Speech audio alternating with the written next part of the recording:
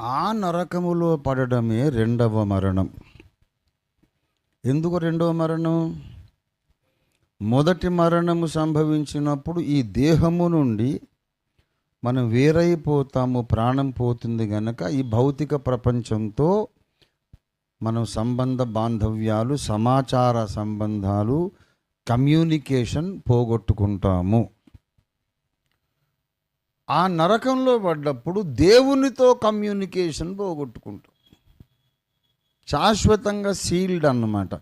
ఇంకెప్పటికీ నీ మాట, నీ ఘోష దేవునికి వినబడదు.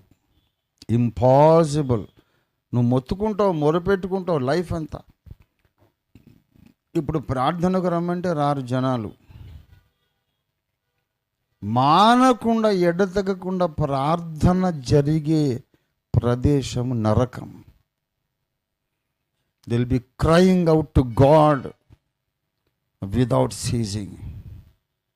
దేవా దేవా దేవా దయచూపు దయచూపు దయచూపు అంటారు. ఒక్క మాట వినబడదు. Total silence. వాడి గోల వాడికే కానీ ఎవరికి వినబడదు.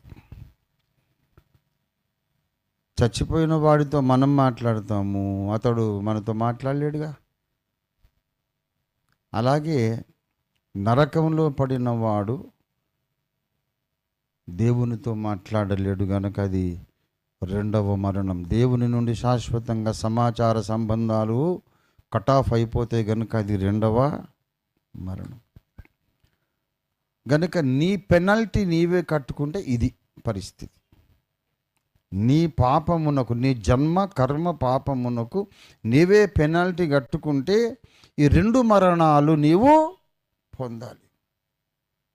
You die on this earth and die for the second time by entering into hellfire. They, both of them together consist of the penalty of sin. పాపము ద్వారా వచ్చు జీతము మరణం అంటే రెండంచెల మరణము. పాపం ద్వారా వచ్చే జీతం రెండంచెల మరణం.